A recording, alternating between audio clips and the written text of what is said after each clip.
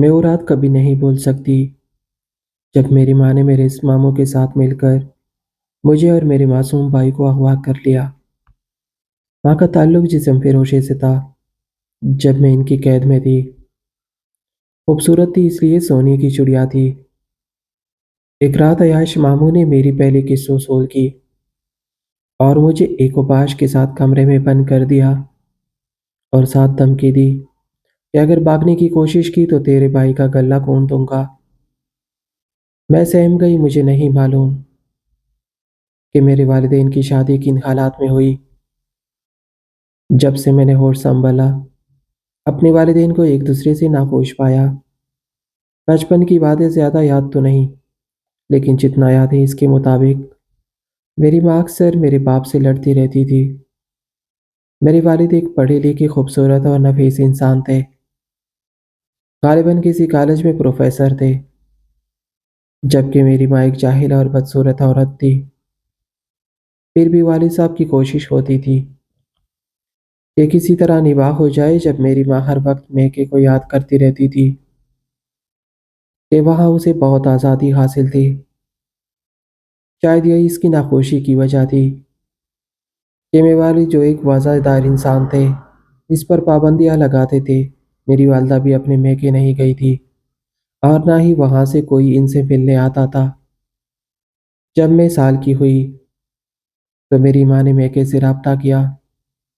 ان کے کئی خطوط لکھنے پر ان کا ماموزات ملنے کے لیے آیا۔ اپنے ماموں کو دیکھ کر میں ایک لمحے کے لیے گھبرا گئی۔ وہ سیاہ رنگ کا انتہائی موٹا اور بدحیت انسان تھا۔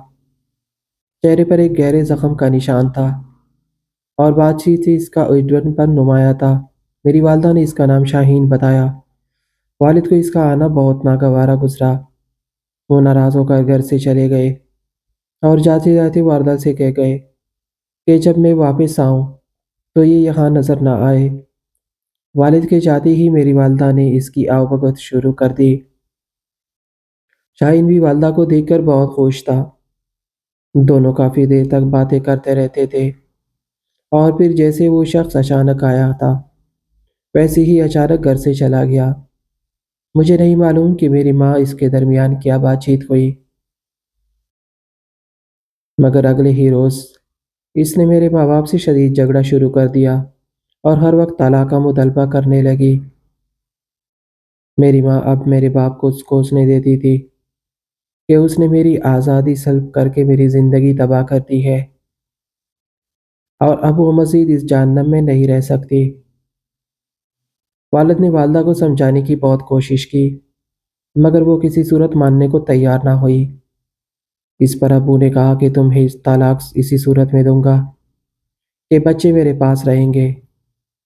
ماں کو میرے بھائی کو ذرا پرواہ بھی نہیں تھی۔ وہ ویسے ہی ہر وقت بیمار رہتا تھا اور ماں کی توجہ حاصل کرنے کے لیے روتا رہتا تھا، مگر ماں اسے دکارتی رہتی تھی۔ لیکن میری ماں مجھے چھوڑنا نہیں چاہتی تھی۔ میں اپنے باپ سے بہت پیار کرتی تھی اور وہ بھی مجھے بے حد چاہتے تھے۔ ماں کو شاید اس بات کا اندازہ تھا کہ میں ہرگز ان کے ساتھ نہ جاؤں گی، اس لیے اس نے چوری چھپے شاہین کے ساتھ مل کر ایک منصوبہ بنایا اور ایک رات سب کو نشہ آور دودھ پلا دیا۔ نیم مدہوشی میں جتنا یاد پڑتا ہے محسوس ہوا کہ رات کے وقت ماں نے شاہین کے ساتھ مل کر مجھے گاڑی میں بٹھایا اور ایک نامعلوم مقام کی طرف روانہ ہو گئی۔ جب اگلی صبح مجھے ہوش آیا تو میں ماں کے میکے میں تھی اور ایک عجیب سی جگہ تھی، نہایت گندا سا گھر جو ایک تنگ و تاریک گلی میں واقع تھا۔ وہاں شاہین جیسے اور بھی بہت سے مرد، عورتیں اور بچے موجود تھے۔ میں گھبرا کر رونے لگی۔ ابو بہت یاد آ رہے تھے۔ جب میں نے زیادہ چیخنا چلانا شروع کیا تو شاہین نے مجھے بری طرح مارا اور دھمکی دی کہ اگر اب آواز نکالی تو تمہارے بھائی کا گلہ گھونٹ دوں گا۔ یہی اس نے اس کمزور سے بچے کو اٹھا کر زمین پر پٹک دیا جس سے وہ معصوم بے ہوش ہو گیا۔ میں اپنے بھائی سے بہت محبت کرتی تھی اس لیے اس کی خاطر چپ ہو گئی۔ مجھے سخت حیرت تھی کہ میری ماں دور بیٹھی تماشا دیکھ رہی تھی، جیسے اس کا ہم سے کوئی تعلق ہی نہ ہو۔ میری عمر اس وقت کوئی 13 یا 14 سال ہوگی۔ بہرحال مجھے اندازہ ہو گیا کہ ماں کا تعلق اس خاندان سے تھا۔ یہ لوگ اپنی بیٹیوں سے دندہ کرواتے اور ان کی کمائی پر عیش کرتے تھے۔ میں اپنے رنگ و روپ کی وجہ سے ان کے لیے ایک سونے کی چڑیا تھی، اس لیے میری سخت حفاظت کی جاتی تھی۔ ماں نے مجھے شاہین کے حوالے کر دیا اور خود چرس کے نیشے میں رہنے لگی۔ شاہین مجھے ہر طرح کے لوگوں کے پاس لے جاتا اور میری کمائی پر عیش کرتا۔ میری کمزوری میرا بھائی تھا جو اس کے پاس تھا اور اس کے ذریعے مجھے بلیک میل کیا جاتا تھا۔ میں جانتی تھی کہ اگر میں بھاگی تو وہ میرے بھائی کو زندہ نہیں چھوڑے گا۔ ویسا بھی اس کے پولیس اور دیگر بااثر افراد سے تعلقات تھے۔ ایسے حالات میں مجھے کسی سے مدد کی کوئی امید نہیں تھی۔ مجھے حیرت تھی کہ میرے والد نے میری کوئی مدد کیوں نہ کی، وہ ہمیں ڈھونڈتے ہوئے کیوں نہ آئے۔ میں اس زندگی سے سخت نفرت کرتی تھی اور ہر وقت اللہ سے دعا کرتی تھی کہ مجھے اس زندگی سے نجات دے۔ اللہ نے میری دعا سن لی۔ ہوا یوں کہ ایک دن میری ماں نے مجھے صندوق سے کپڑے نکالنے کو کہا۔ جب میں نے صندوق کھولا تو اس میں ایک پرانی البم رکھی تھی جس میں میرے باپ کی تصویر تھی۔ میں نے وہ تصویر نکال کر چھپا لی اور باتھ روم جا کر اسے دیکھا۔ دیر تک روتی رہی، میرے آنسو سے وہ تصویر بھیگ گئی۔ تصویر کے پگھلنے سے اس پر لکھا ہوا ایک ٹیلی فون نمبر واضح ہو گیا جس کی سیاہی تو مٹ چکی تھی مگر قلم کے دباؤ سے بنے نشان اب بھی باقی تھے۔ میں نے وہ نمبر یاد کر لیا اور اپنے والد کی تصویر چھپا دی۔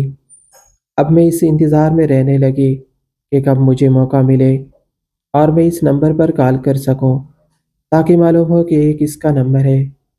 ایک دن مجھے موقع مل گیا۔ شاہین ایک بندے کو لے کر آیا۔ وہ شراب کے نشے میں دت تھا۔ میرے پاس آتی ہی سو گیا۔ اس کا موبائل اس کے ہاتھ میں تھا۔ میں نے وہ نمبر ملایا تو دوسری طرف کسی بوڑھی خاتون نے کال ریسیو کی۔ میں نے اپنے باپ کا نام لے کر رونا شروع کر دیا۔ انہوں نے مجھ سے پوچھا، آپ جس کا نام لے رہی ہے وہ آپ کے کون ہے؟ میں نے بتایا کہ وہ میرے بابا ہے۔ اتنے میں اس خاتون کی آواز بھر آ گئی اور انہوں نے فون کسی آدمی کو دے دیا۔ اس آدمی نے بڑے پیار سے مجھ سے پوچھا، بیٹا آپ کہاں ہے؟ مجھے جتنا پتا تھا میں نے اس جگہ کے بارے میں بتا دیا۔ اس نے ہدایت کی کہ یہ بات کسی کو معلوم نہ ہو کہ آپ ہم لوگوں سے کوئی بات ہوئی ہے۔ اس کے بعد فون بند ہو گیا۔ مجھے ڈر تھا کہ اگر صبح یہ بات شاہین کو معلوم ہو گئی تو کیا ہوگا۔ جو ہی صبح ہوئی میرے کمرے کا دروازہ زور زور سے بجنے لگا۔ میں گھبرا کر اٹھی اور دروازہ کھولا تو شاہین اور میری ماں کی گھبرائی ہوئی صورتیں نظر آئی۔ انہوں نے مجھے جلدی سے پچھلے دروازے سے نکلنے کو کہا۔ جیسے ہی ہم پچھلے دروازے تک پہنچے تو گلی میں پولیس کی گاڑیاں نظر آئی۔ ہم واپس پلٹے مگر بہت دیر ہو چکی تھی۔ پولیس کے سپاہی ہمارے سر پر پہنچ چکے تھے۔ انہوں نے فوراً شاہین اور میری ماں کو گرفتار کر لیا۔ ہمیں تانے لے جایا گیا۔ وہاں ایک بزرگ خاتون اور ایک نہایت باروب شخصیت کے مالک شخص موجود تھے۔ ان کے چہرے سے مجھے اپنے بابا کی شباہت محسوس ہوئی۔ میں رونے لگی۔ بزرگ خاتون نے فوراً مجھے اپنے سینے سے لگا لیا اور دلاسا دیا۔ تانے دار اور دیگر سرکاری حکام ان دونوں سے بہت مرعوب نظر آ رہے تھے۔ ہمیں فوراً ان کے حوالے کر دیا گیا۔ وہ لوگ ہمیں ایک عالیشان حویلی میں لے آئے۔ حویلی کی دیواروں پر میرے بابا کی جوانی کی تصویر آویزاں تھی۔ باقی کہانی مجھے بعد میں میرے دادا اور دادی نے سنائی۔ پتہ چلا کہ میرے والد ایک نہایت معطول اور بااثر گھرانے کے فرد تھے۔ کسی وجہ سے ان کا اپنے والد سے جھگڑا ہو گیا تو انہوں نے گھر چھوڑ دیا۔ وہ اتنے ضدی تھے کہ پھر کبھی واپس رابطہ نہ کیا۔ میرے دادا نے انہیں بہت تلاش کیا مگر کامیاب نہ ہو سکے۔ اسی دوران میرے والد نے میری ماں سے شادی کر لی اور شادی کے 1 سال بعد میری پیدائش ہوئی۔ غالباً وال کو اپنی غلطی کا احساس ہو گیا تھا، مگر میری وجہ سے وہ ماں کو نہیں چھوڑ سکتے تھے اور ماں کی وجہ سے اپنے خاندان میں واپس نہیں جا سکتے تھے۔ بہرحال ہم بہن بھائی کو اپنے دادا کے گھر امان مل گئے۔ دوران تفتیش شاہین اور میری ماں نے ایک دل خراش انکشاف کیا کہ اس رات جب مجھے اغوا کیا گیا تو دونوں نے مل کر میرے نیک سیرت بابا کا گلہ گونڈ دیا تھا۔ میرے دادا نے ان پر مقدمہ درج کروایا اور دونوں کو پھانسی کی سزا سنائی گئی۔ اس واقعے کو 10 سال بیت چکے ہیں۔ میری شادی اپنے بابا کے خاندان میں ہو گئی ہے اور میں اپنے شوہر اور بچوں کے ساتھ بہت خوش و خرم زندگی گزار رہی ہوں۔